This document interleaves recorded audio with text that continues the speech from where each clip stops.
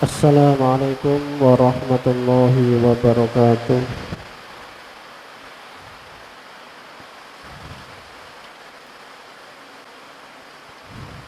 Alhamdulillah.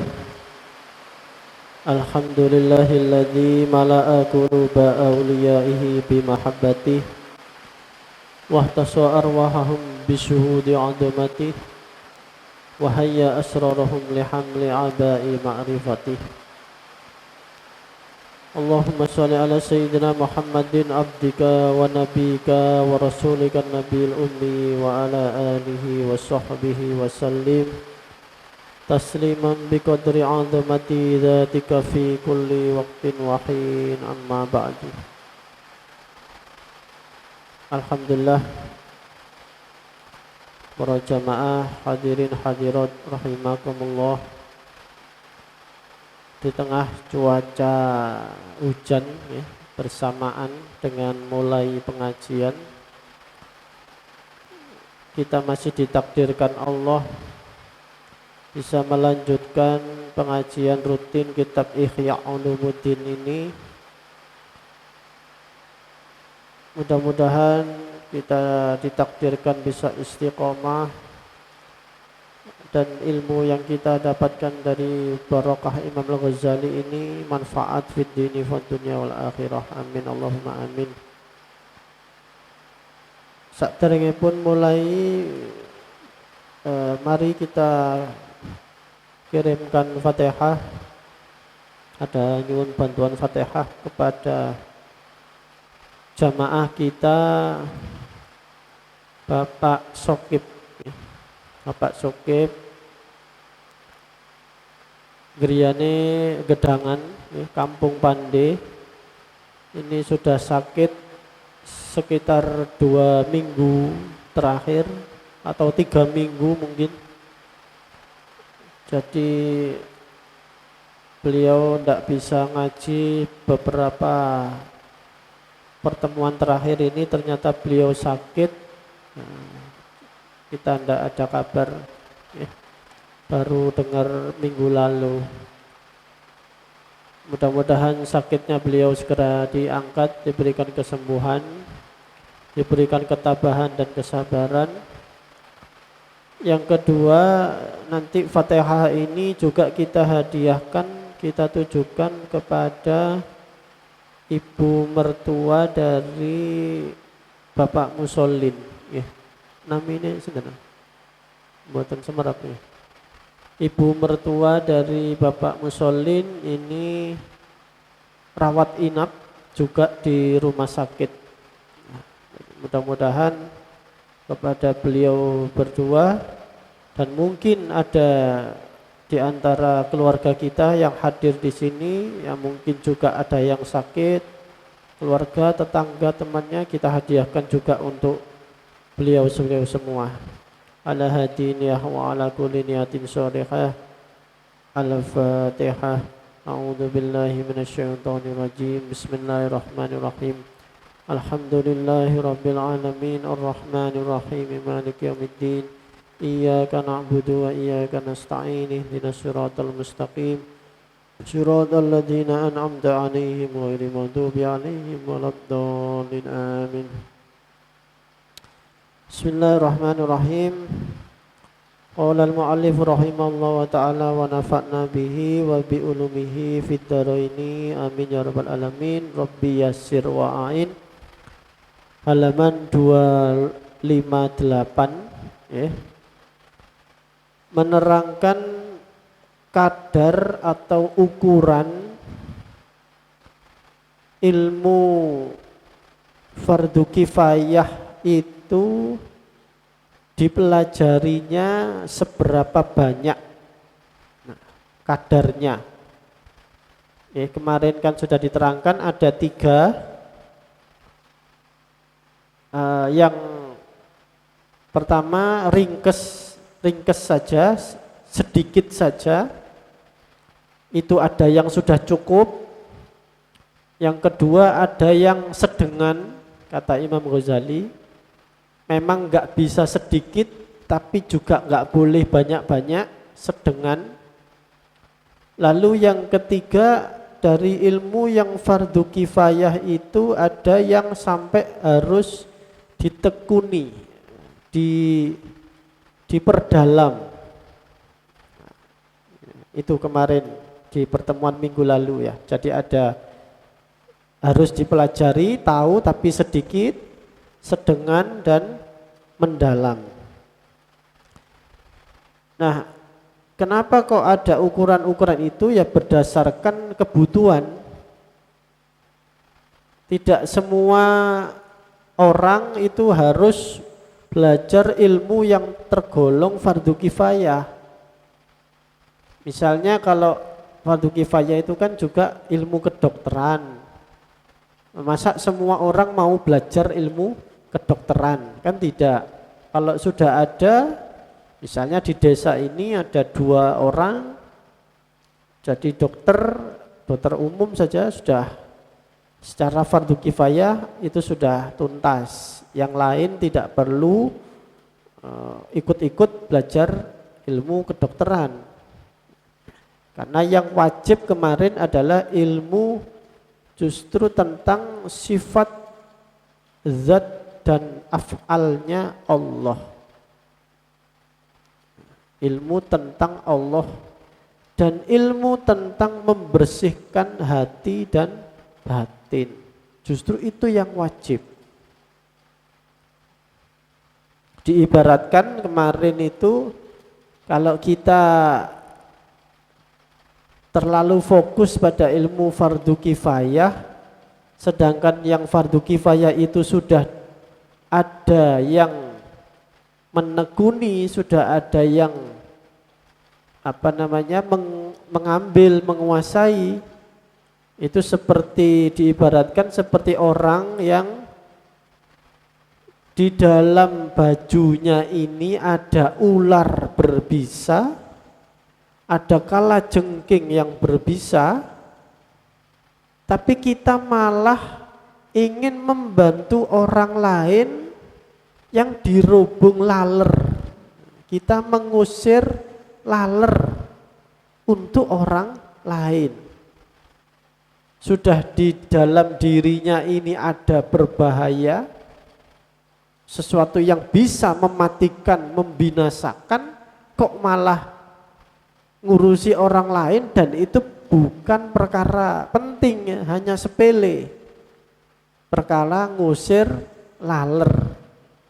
Itu. Jadi orang yang meninggalkan ilmu yang wajib fardu ain hanya untuk menekuni ilmu fardu kifayah.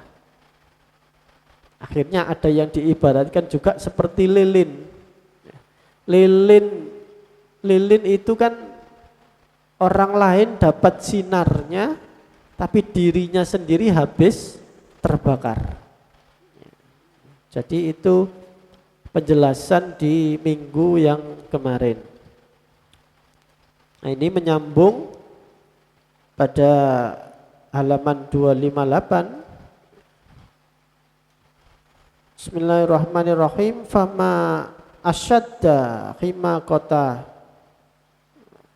mongko utawi apa iku andadekake asyadda teman-teman apa mahima kota ing kumprunge man wong mandakhalatil afai, wong kang melebu al afai apa pira-pira ula, wal aqrib lan pira-pira kalajengking, tahta siyabihi ing dalem ngisore dodote man.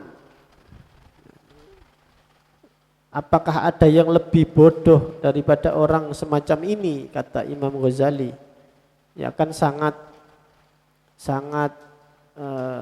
bodoh sekali, wong jelas-jelas bahayanya nyata kok malah tidak diperhatikan.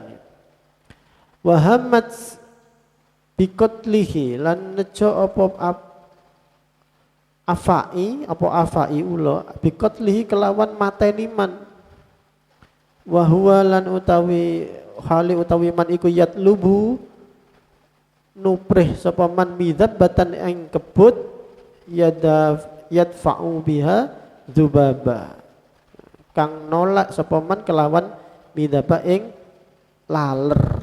Nah, itu tadi ngusir laler an ghairihi saking wong liya. Mimman la yuhnihi bayane wong kang ora nyukupi nyugihake sapa man ing man dakhalat wala yunjihi lan ora bisa nyelametake sapa man ing man dakhalat mimma yulakihi saking barang kang tetemu apa ma ing man dakhalat min tilkal hayati wal aqarib bayane mengkono-mengkono al hayati ula wal aqarib lan kala jengking. Nah, itu sedikit ya, mengulang kemarin. Ida hamad tatkala ni rampung nejo al hayat wal aqarib bihi kelawan man wa in tafarraqta lamun ngotongake sira min nafsika saking awake sira wa tadhiriha lan nyucikake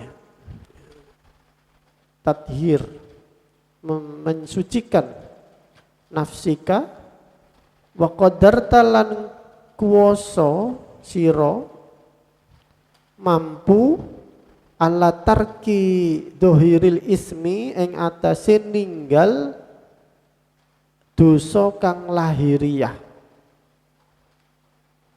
Kalau kita sudah selesai bisa mengatasi apa itu tadi bahaya yang diibaratkan ular dan kalajengking itu, artinya bahaya penyakit-penyakit hati kita.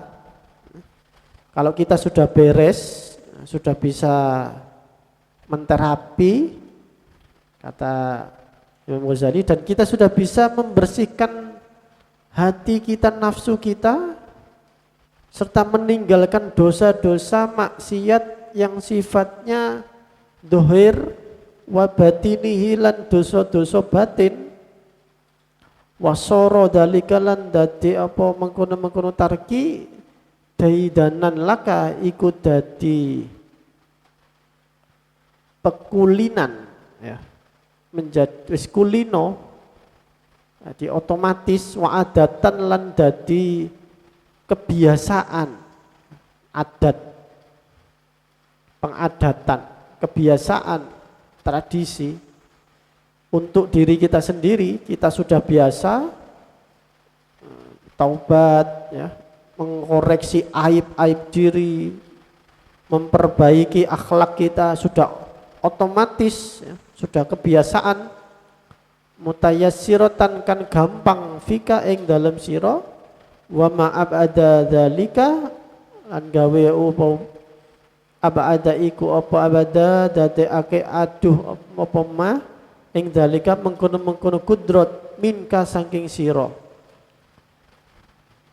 fastagil mongko ketungkul sira bi furudil kifayah kelawan pira-pira ilmu fardu kifayah.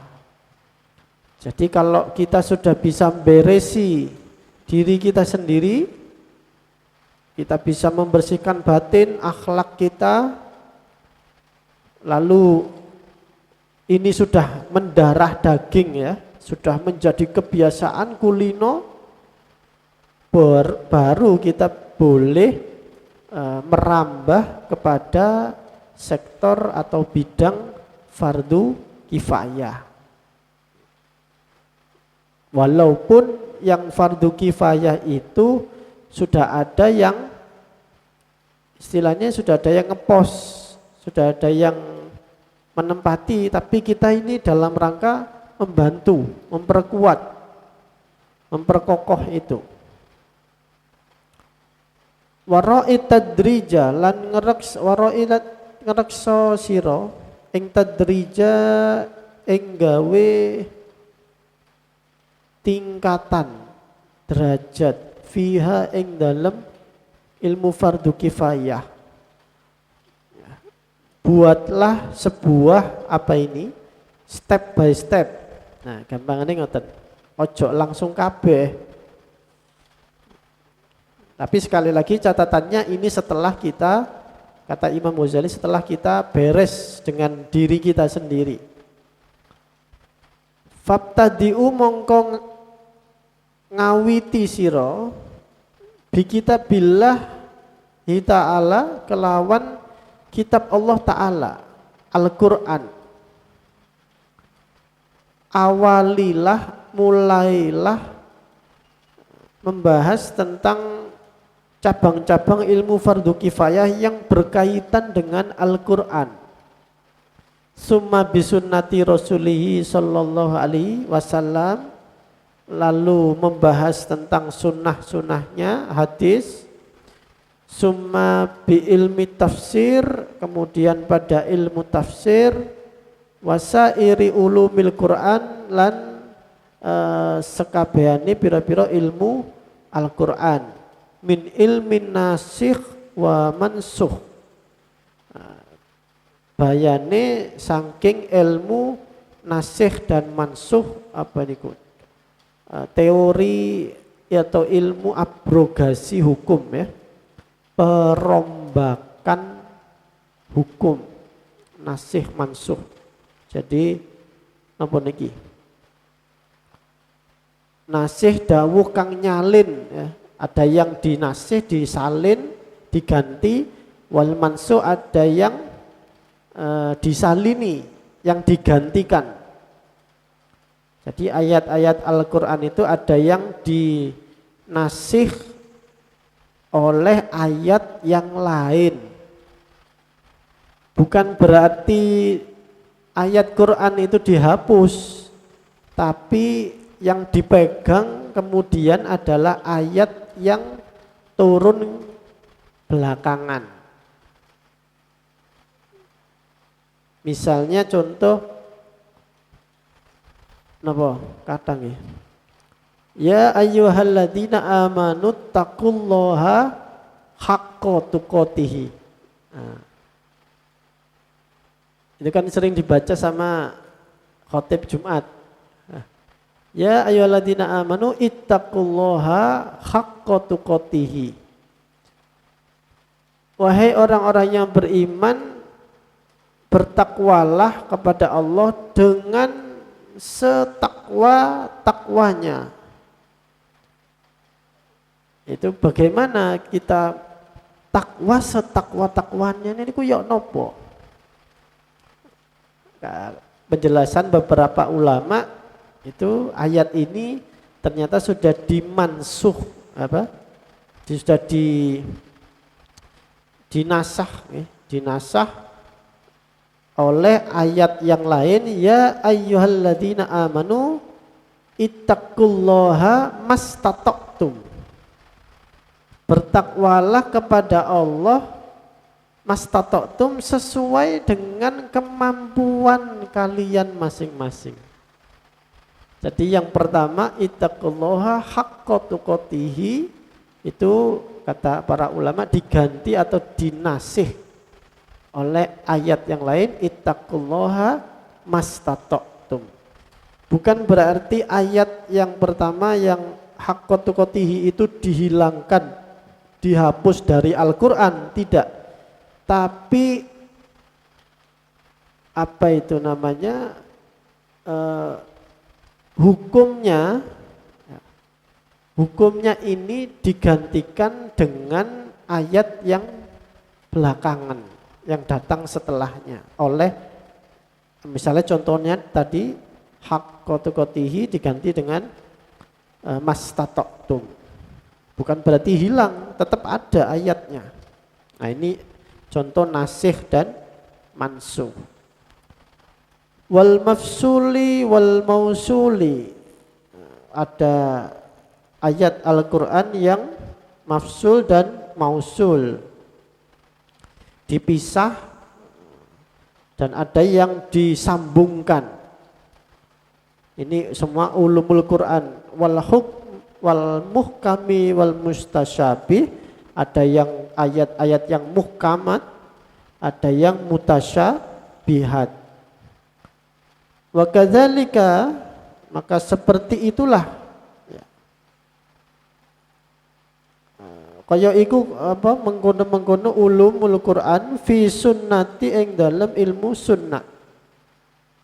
Summastagil mongko kari-kari ketunggulo sira sibukkanlah dirimu bil furu'i dengan ilmu furu' cabang pang-pangan.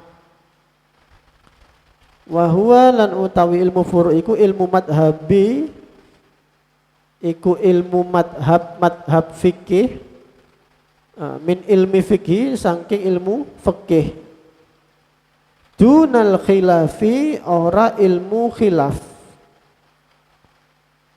Baru kalau sudah belajar ulumul Quran belajar ilmu fikih dan itu belajar satu madhab saja, jangan langsung masih awal masih pemula langsung ngajinya fikih perbandingan Syafi'i apa itu Maliki, Hambali, Hanafi ngeluh gak sido napa wudu malah bingung wudu nek Imam Hanafi bersentuhan kulit dengan napa perempuan selama tidak syahwat tidak batal.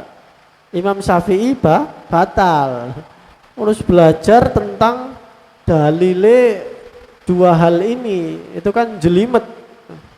Akhirnya gak kelakon wudu'e sibuk mempelajari kitab. Nah, maksudnya Imam Ghazali ya sudah satu madhab saja Syafi'i dipelajari fokus supaya tuntas. Engko ae nek wis pinter wis napa? Wis ahli baru belajar perbandingan fikih, khilaf ada perbedaan pendapat. Summa bi usulil fikih. Kemudian kita belajar usul fikih, ada sedikit ya. Wa hakadza lan kaya mengkono sak banjure tumeka ila marang baqiyatil ulumi sekira sisa atau umul yang ulumi yang lain allama yattasi'u lahul umru ing atase barang kang amot marang ma apa umur wa yusaidu fihil waktu lan bantu ing dalem ma apa waktu. Seperti itulah caranya kita mencari bertahap-tahap memetakan kita ini mau belajar apa ya. Nanti ilmu-ilmu lain juga begitu mengikuti. Hanya fokus-fokusnya yang inti-inti saja, nanti pindah ke ilmu yang lain. Selama apa niki yattasi'ulahul umur ya masih istilahnya apa umur masih dikandung badan. Wa yusaidu fil waktu lan masih ada waktu untuk kita belajar. Nah, kadang-kadang umurnya ada, waktunya enggak ada. Karena habis ini mau nikah misalnya Mas Agus. Tiba-tiba enggak sober ngaji, ya sudah kan. Misalnya ngoten. Jadi tetap umurnya ada, waktunya memungkinkan ya monggo belajar ilmu yang lain. Wala tastaghrik lan ora ngentekake sira umuraka ing umur sira fi fani ing dalem fan bidang ilmu wahidin kang siji minha saking ulumul Quran. Jangan dihabiskan hanya pada satu fan itu tadi. Tolaban lil istiqsoi ulum kerono nubrih tolaban lil istiqsoi marang ngatok-ngatokake. Kepingin diperdalam sedalam-dalamnya. Fa'inal ilma karena sesungguhnya ilmu itu kasirun itu banyak wal umru qasirun sedangkan umur kita itu pendek, cendek. Jadi jangan terpaku hanya satu fan ilmu. Jadi ini kitab ilmu di dalam jilid pertama Ihya ini, Kitabul Ilmi ini ada panduan juga, ini mirip dengan kitab Ta'lim wal Muta'allim ya, Ta'lim Muta'allim karya Syekh Burhanuddin Az-Zarnuji, atau kitabnya Mbah Hashim Adabul Alim wal Muta'allim. Ini pentingnya kitab-kitab semacam ini itu memberikan panduan, memberikan arahan semacam apa nih istilahnya itu, silabus untuk para santri, para murid, supaya yang untuk belajar ilmu, karena ilmu itu banyak. Pencari ilmu ini kalau enggak dikasih petunjuk jalan, kuabe ilmu dipelajari, apalagi tidak tahu tahapan-tahapannya, malah gak fokus, misalnya malah gak oleh popo, atau dia hanya menekuni satu ilmu, seperti itu, hanya satu fan, terjebak pada satu fan, diperdalam sampai umurnya habis, sampai wis tuwek, ndak tahu ilmu yang lain. Misalnya menekuni ilmu bahasa, nahwu sorof, tapi nahwu sorof tok, ndak belajar ilmu fikih, misalnya ndak tahu halal haram, ndak tahu tafsir Quran, akhirnya kan ya eman gitu. Jadi ini semacam panduan, jangan terlalu melebar tapi juga jangan terlalu sempit. Mana yang harus lebar, luas, mana yang harus diperdalam. Panduannya di sini dari Imam Ghazali. Bismillahirrahmanirrahim. Wahadil ulum utawi iki pira-pira ilmu iku alatun, adalah sebuah alat atau perabot, wa muqaddimatun lan pira-pira muqaddimah, pengantar. Karena yaitu ada yang ilmu itu sebagai alat saja, ada yang hanya sebagai pengantar. Kalau kita mendalami pengantar kan rugi pengantar. Walaisat matlubatan, lan ora ono apa hadil ulum iku matlubatan dan supreh li ainiha krono kahanani hadil ulum, bal li ghairiha, balik krono faktor lain dari ilmu itu. Kalau yang kemarin ilmu yang mempelajari zat Allah, sifat Allah, af'alnya Allah, itu memang dicari ilmu itu beda ya, karena ilmunya itu sendiri. Betapa pentingnya ilmu tentang mempelajari zat Allah supaya kita makrifat kepada Allah, supaya kita kenal siapa pencipta kita. Nah, tapi kalau ilmu-ilmu cabang yang seperti ini kan dia dicari itu bukan karena ilmunya itu yang penting, tapi karena dia ini menjadi pengantar, pelengkap, atau sebagai alat untuk menganalisa ilmu yang lain. Dia hanya penopang, istilahnya ngaten. Nah, kalau penopang ya secukupnya lah, tidak perlu berlebihan. Ibarat bangun rumah kan fondasi ya, kalau memang tidak tingkat ya nggak perlu harus dibuat fondasi untuk membangun tower 20 lantai kan begitu. Wong rumahnya ndak tingkat. Fondasi ya berarti ya secukupnya begitu.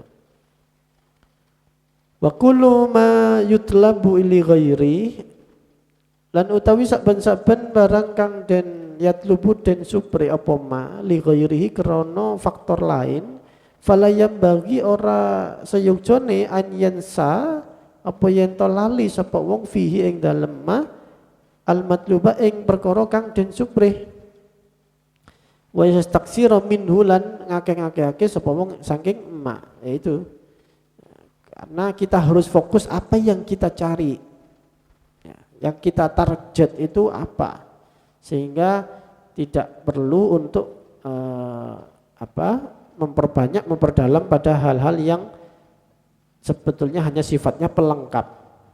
Faktasir min syai'il lughah, mongko faktasir mongko ngeringkes sira, pendekkanlah atau singkat saja memperdalam min syai'i ilmi lughah, sumiyare ilmu lughah, ilmu bahasa, alama tafhamu minhu, ing atase barang kang faham sira saking ma kalamal arabi ing berbicara kalam Arab, ilmu bahasa contohnya.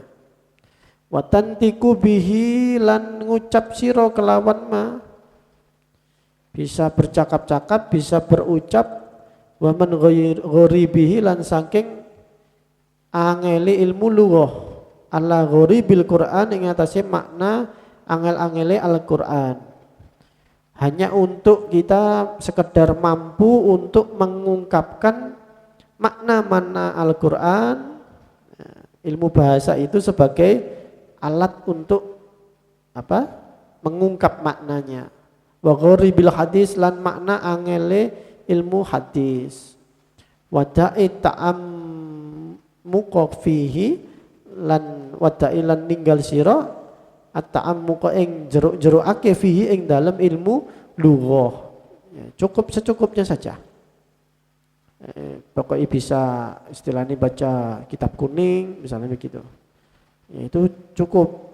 Menurut Imam Ghazali langsung beranjak ke ilmu lain. Jangan terus terlalu fokus di situ terus gak ngaji liyane itu. Waktasir dan juga pendekkan, ya, singkat saja min nahwi saking ilmu nahwu, ala ma yata'allaqu ing atase barang kang bergantung apa ma yata'allaq bil kitabi kelawan kitab Al-Qur'an wasunatilan sunahipun Rasul.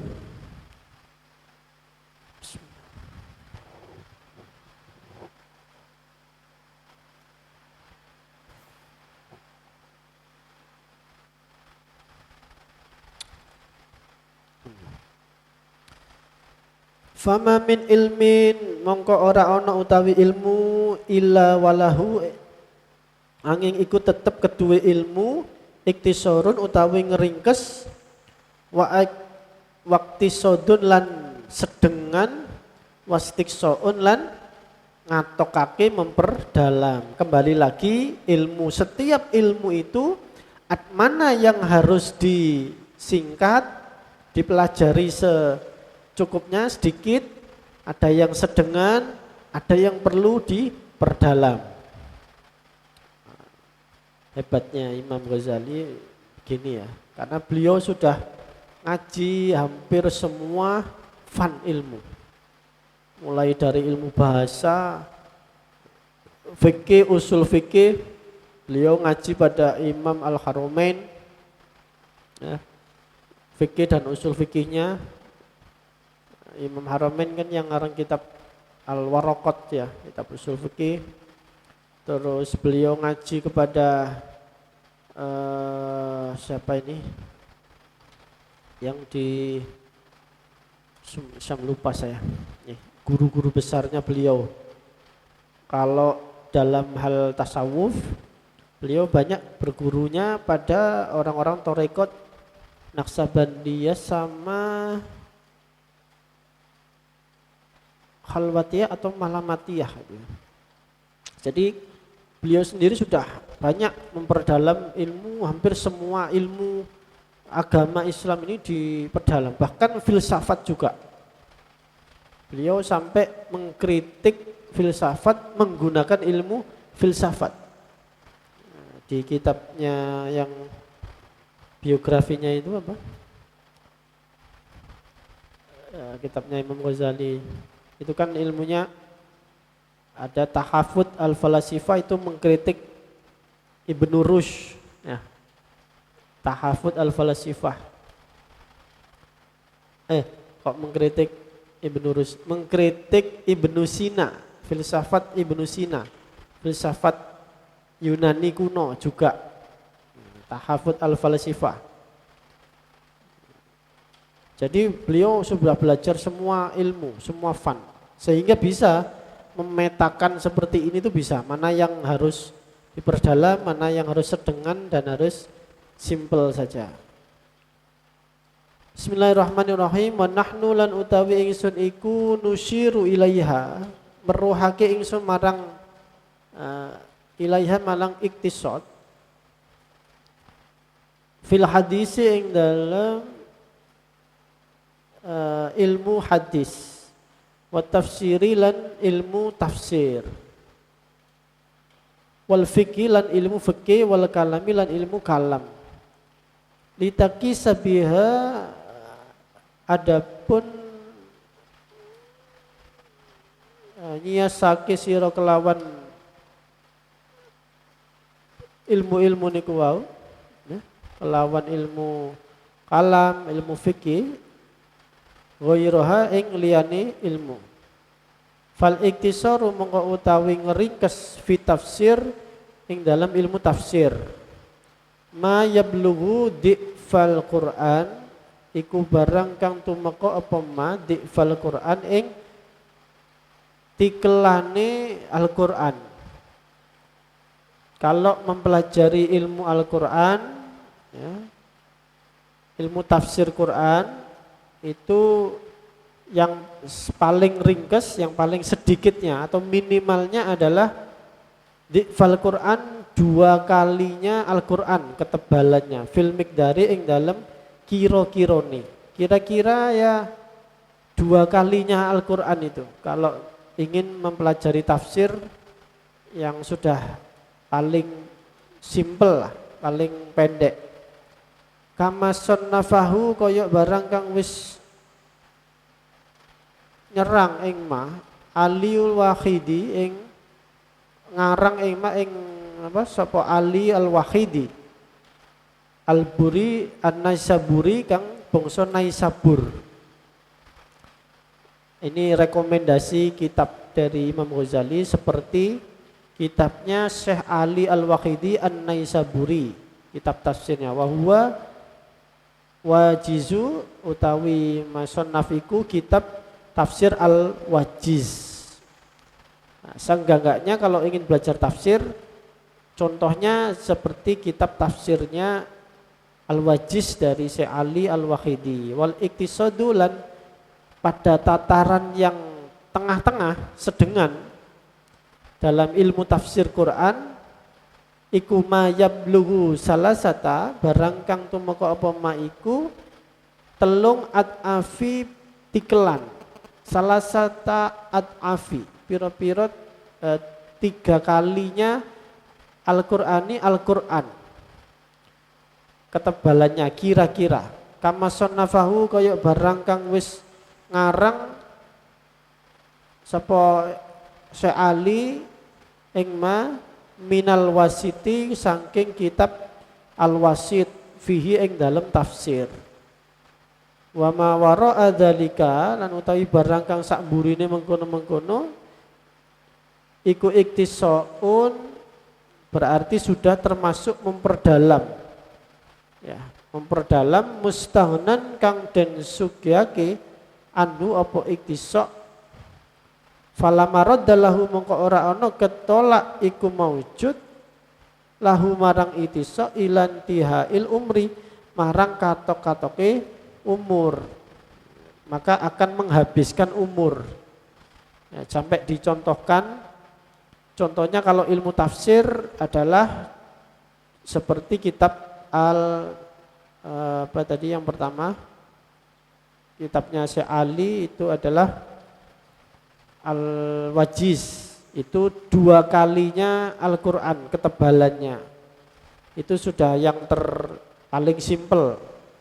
Kalau yang sedengan itu kira-kira ketebalannya 3 kali dari Mushaf Al-Quran kitabnya, kitab Al-Wasit. Jadi yang pertama Al-Wajiz, yang kedua Al-Wasit. Kalau lebih dari itu mempelajari ilmu tafsir sampai berjilid-jilid sampai lebih dari 4, 5 dan seterusnya, itu berarti sudah agak berlebihan dan itu bisa menghabiskan umur nanti, kata Imam Ghazali. Wa amal hadis, dan adapun kalau kita belajar ilmu hadis, fal itisaru fihi mongko iku utawi ngeringkes ing dalam ilmu hadis yang paling pendek, yang paling ringkes. Iku tahsilu ma fis sahihaini, apa yang bisa menghasilkan ya, hasilake apa ilmu itu fis sahihaini ing dalam kitab sahih loro. Sahihaini, dua kitab sahih, artinya sahih Bukhari dan sahih Muslim yang menjadi patokan Ahlussunnah wal Jamaah. Bitashihi kelawan benerake nuskhatin contoh kitab ala rojulin ing atasnya wong kang lanang ala rojulin khobirin wong lanang kang waspodo yang menguasai bi ilmi matan kelawan matannya, ngaweruhi matan itu lafat ya, pada redaksinya al hadisi apa hadis. Minimal ya kalau belajar ilmu hadis dua kitab yang paling sahih, sahih Bukhari dan sahih Muslim itu sudah cukup. Sudah sangat mumpuni lah kalau kita sudah ngaji Sahih Bukhari dan Sahih Muslim, itu sudah pas, sudah sedengan, karena itu sudah Sahih Bukhari aja sudah bahas hampir seluruh 80% persoalan hukum-hukum dan ketentuan-ketentuan dalam agama Islam, hampir 80 atau 90% kata para ulama. Apalagi ditambahi Sahih Muslim, insya Allah sudah 90% lebih, sudah cukup kalau buat kita yang santri yang tidak terlalu ingin jadi ahli hadis gitu. Dan belajarnya kepada orang yang memang menguasai matan dari hadis, redaksi hadis itu. Jadi hadis itu kan ada matan, ada rawi, ya, ada unsur-unsur hadis itu. Siapa namanya, Mbah Hasyim Asy'ari itu kan terkenal yang memiliki apa itu namanya, sertifikasi ya, semacam sertifikasi Sahih Bukhari, okay.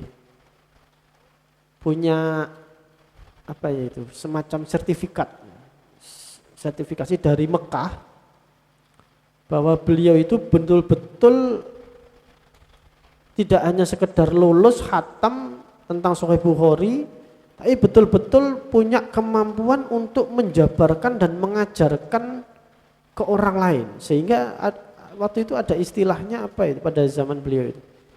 Intinya kalau sekarang itu seperti sertifikasi lah. Dan satu-satunya ulama yang akhirnya pulang ke tanah Jawa, ke Indonesia, yang punya sertifikasi Sahih Bukhari itu ya Mbah Hasyim Asy'ari. Seluruh ulama-ulama lain itu yang juga berangkat ke Mekah tapi tidak sampai dapat sertifikasi itu, hanya Mbah Hasyim Asy'ari. Makanya Mbah Hasyim Asy'ari itu kalau malam 20 apa ini Syakban ya, biasa sampai sekarang kan tebu ireng ya Mas Imam, 20 Syakban sampai 20 Ramadan itu ngaji Sahih Bukhari setiap hari. Dan itu seluruh kiai-kiai di Nusantara ini, dari Sumatera, dari Kalimantan, dari Nusa Tenggara, semuanya akan ke Tebu Ireng untuk ngaji belajar sanad Sahih Bukhari kepada Mbah Hasyim Asy'ari. Termasuk kiai-kiai yang dulu Mbah Hasyim pernah ngaji ke pondok itu ngaji kepada Mbah Hasyim Asy'ari. Ya karena itu tadi Mbah Hasyim Asy'ari itu satu-satunya ulama di Indonesia yang punya sertifikasi Sahih Bukhari. Bahkan Kiai Khalil Bangkalan, Mbah Khalil yang gurunya Mbah Hasyim, itu kalau Ramadan yaitu 20 Sya'ban sampai 20 Ramadan ketemu ireng, pernah suatu ketika. Nah itu saking tawaduknya ulama dulu ya, walaupun itu dulu santrinya, tapi kalau dalam bidang itu santrinya dulu itu atau sahabatnya atau temannya ini lebih ahli, lebih alim, ya dia tidak akan gengsi untuk belajar atau ngaji, ikut pengajiannya santri atau temannya itu tadi.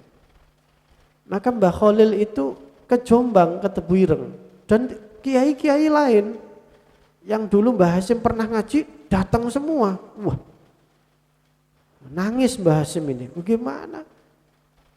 Terutama Mbah Khalil sampai agak ngotot. Ya namanya santri kan tidak bisa. Beliau baca terus Mbah Khalil mendengarkan duduk, ya tidak bisa lah, coro hati kan tidak bisa gitu kan. Tapi Mbah Hasyim juga di satu sisi karena Mbah Khalil ini tetap kepingin ngaji, mendengarkan Sahih Bukhari-nya beliau. Kan itu guru, kalau gurunya karep kan harus dituruti, ya. Jadi bingung. Akhirnya beliau itu yang kiai sepuh-sepuh ini dikumpulkan, ya sudah begini para kiai panjenengan mboten napa-napa tumut ngaos Sahih Bukhari ten mriki, tapi selama ten mriki jenengan ndak boleh napa niki istilahnya cari makan sendiri, nyuci baju sendiri mboten nggih. Panjenengan sedaya ini guru saya, biar nanti santri-santri saya yang nyiapkan makan, nyuci bajunya dan sebagainya. Oh ya sudah sepakat. Jadi supaya guru-gurunya beliau ini ditakzimkan, tidak repot lah urusan makan, urusan nyuci baju dan sebagainya. Karena kan dulu tidak ada laundry, kayak sekarang banyak laundryan.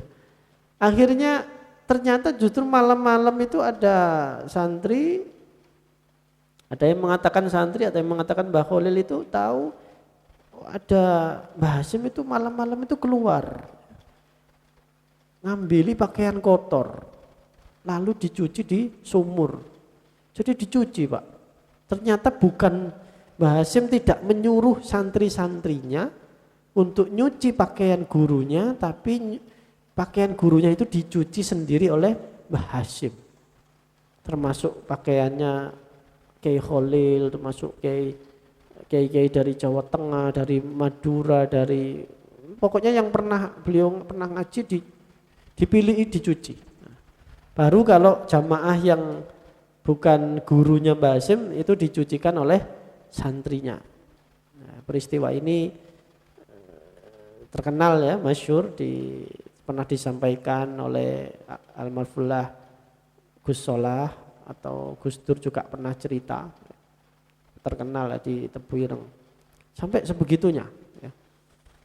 Karena mempelajari hadis, matan hadis itu tidak gampang ya.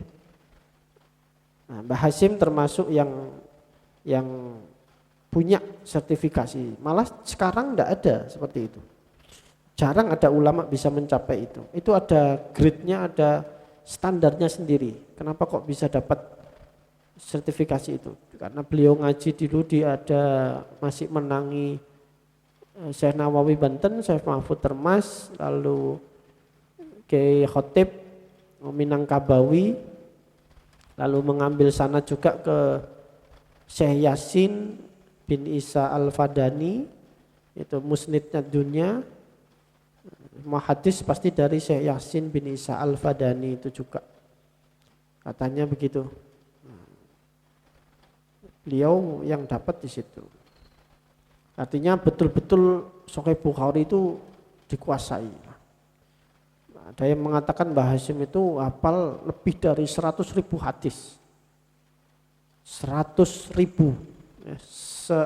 Sak matane, sak riwinya, sak asbabul wurudnya, ada yang mengatakan begitu. Makanya beliau itu mendekati level mujtahid mutlak, Hasyim Asy'ari itu. Nah ini, jadi al-rajulin khabirin bi ilmi matan hadis. Nah, dua itu saja, kitab Sahih Bukhari dan Sahih Muslim sudah cukup. Nah, kecuali kalau sudah, ini artinya begini ya, kalau memang di dalam bidang-bidang ini sudah ada orangnya ya cukup ini saja. Tapi kalau umpama kita hidup di suatu zaman yang memang misalnya seperti Mbak Sim begitu, di Indonesia kebetulan tidak ada yang betul-betul menguasai Sahih Bukhari dan ya harus diperdalam. Itu pun setelah kita belajar ilmu-ilmu yang wajib menurut Imam Al-Ghazali itu. Kalau ada yang ternyata suatu zaman ini kok ahli fikih kok banyak yang kapundut meninggal terus gak ada yang ahli fikih, ya kita harus ada yang terjun. Begitu. Bismillahirrahmanirrahim, sedikit lagi. Wa amma khifdu asami, adapun utawi ngapalake pira-pira asami asmane ar-rijali pira-pira rawi. Juga menghafal rawinya, selain matan ada rawi. Faqad kufita, mongko teman-teman den cukupi fihi sira ing dalem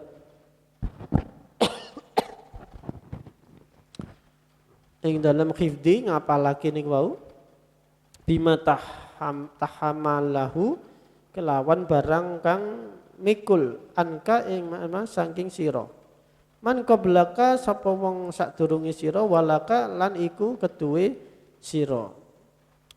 Kalau memang rawi kata Imam Ghazali sampai cukup menghafalkan rawi yang memberikan ilmu itu jenengan belajar dari siapa, lalu orang sebelumnya lagi.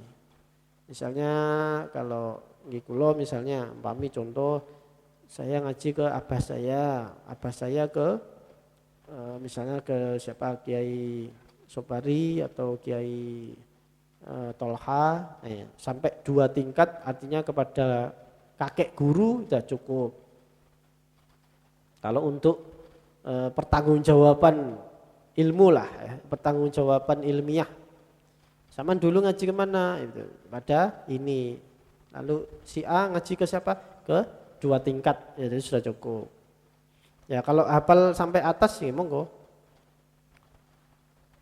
Antu awila lan utawi yen to awila tanggenan sira ala kutubihi mengatasi pira-pira kitab man qablaka. Walaisa yalzamuka lan ora ana apa kelakuan iku yalzamuka wajib ing sira hifdzu mutuni apa ngreksa pira-pira matan as-sahihaini Bukhari Muslim. Tidak ada kewajiban kita harus hafal 2 kitab Sahih Bukhari Muslim ya. Waduh berat ini. Ngapalno napa niki? Hadis Arba'in Nawawi yang cuma 42 hadis saya gak hafal, padahal ngajinya hadis Arba'in Nawawi di mana-mana di musala masjid ya ngaji bolak-balik tapi ya gak hafal. Kita ini Imam Ghazali sudah tahu gak levelnya sampean Mas. Ngapalno Sahih Bukhari. Gak usah. Pokoknya pernah ngaji lah. Sudah pernah ngaji, pernah paham apa yang poin-poin pentingnya. Nah, sudah cukup. Walakin tuhassiluhu akan tetapi ngasilake sira apa khifdu taksilan kalawan ngasilake takdiru minhu kang kuwasa sira minhu saking hifdi. Tapi apa yang bisa kita hafalkan ala tolabi ing atase nuprih matahtaju ilaihi barang kang butuhake sira marang ma. Apa yang kita butuh saja. Misalnya kita nanti bakal mendalami tafsir yang berkaitan dengan tafsir. Apa yang kita ini ingin mendalami fikih, kita hafalkan yang fikih, yang ada bab fikihnya atau tasawufnya monggo. Indal hajati ing dalem nalikane ana hajat. Wa ammal iktisadu lan ana pun utawi iktisad kang tengah-tengah fihi ing dalam hadis fa antudi fa ilaiha mongko iku yen to ngumpulake sira ing Bukhari al Muslim ma kharaja anhuma ing barang kang metune ma anhuma saking Bukhari lan Muslim. mimma waroda bayani barang kang teko apa ma fil musnadati ing dalam pira-pira kitab musnad sahihati kang sahih. Wa amal istiqsa'u lan utawi ngatok-ngatok ya sudah mulai masuk ke pendalaman iku fama wara'a mongko iku barang kang ing dalem sakmburine dalika mengkono-mengkono iktisad. Lebih ditingkatkan lagi bukan pada persoalan musnadnya tapi lebih dalam lagi ila isti'abi tumeka marang meratakan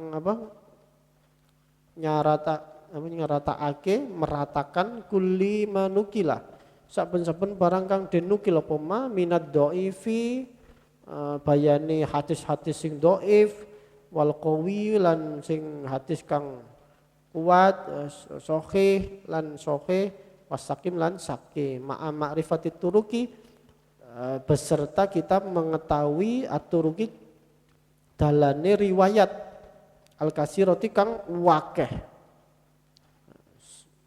dijelasno ngenten mawon pun ngelu ya fin naqli ing dalem menukil hadis wa ma'rifati lan ngaweruhi akhwalir rijali pira-pira tingkahe pira-pira rawi sampai meneliti akhwalnya rawinya, meneliti rawi seperti yang disampaikan ya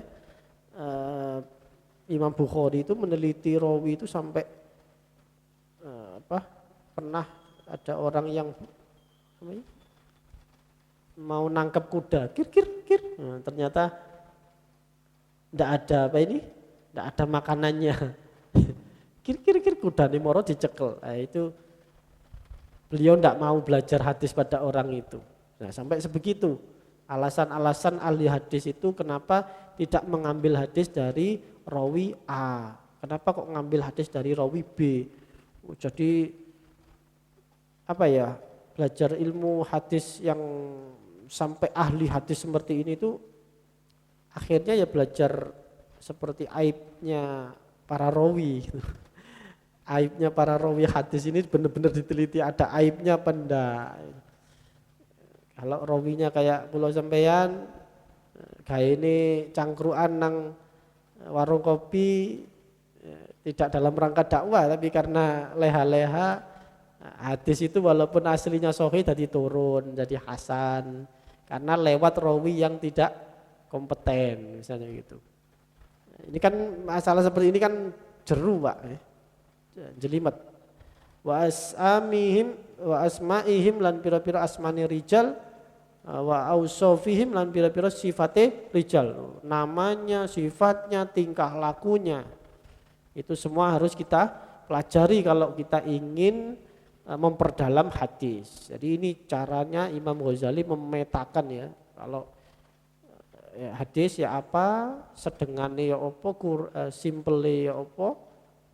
Lalu kalau jadi yang ahli atau memperdalam bagaimana supaya kita ini sebagai penempuh atau pencari ilmu bisa segera beranjak, tidak terlalu terjebak pada yang dalam. Kalau memang kita tidak mampu atau kita ini sudah ada yang lebih mampu dari kita, ya kita bisa move on ke ilmu yang lain. Wa ammal fiqhu wallahu alam bisawab. Ini terus tentang pemetaan ilmu-ilmu yang harus kita pelajari seberapa kadarnya ya. Ini tinggal 1, 2, 3, 4 lembar. 4 lembar insya Allah nanti kita berganti ke jilid 2. Jilid 2 itu masih tentang kitab ilmu. Jadi masih tentang bab kitab ilmu. Ada penjelasan tentang ulama ulama akhirat nanti nggak salah di jilid 2 itu ya ada. Lalu ada masuk ke bab akal karena ilmu itu nanti kaitannya dengan akal juga.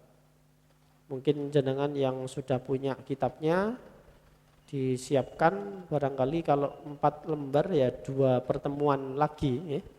Atau kalau belum punya bisa mungkin ke Mas Adi nitip. Mungkin nanti dipesankan bisa kita enggak sampai kosong nanti khawatirnya pas kosong.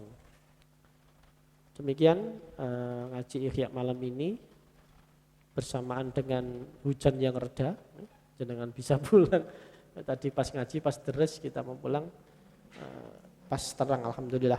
Monggo sama-sama kita kirim Fatihah kepada guru-guru kita semua. Semoga apa yang kita pelajari ini membawa barokah dan pahalanya dikirimkan juga untuk guru-guru kita semua. Mulai dari guru yang TPQ, ibtidaiyah dan sebagainya sampai guru-guru yang sekarang kita ngaji kepada beliau. Ala hadiniyah wa ala kulli niyatin sholihah. Al-Fatihah.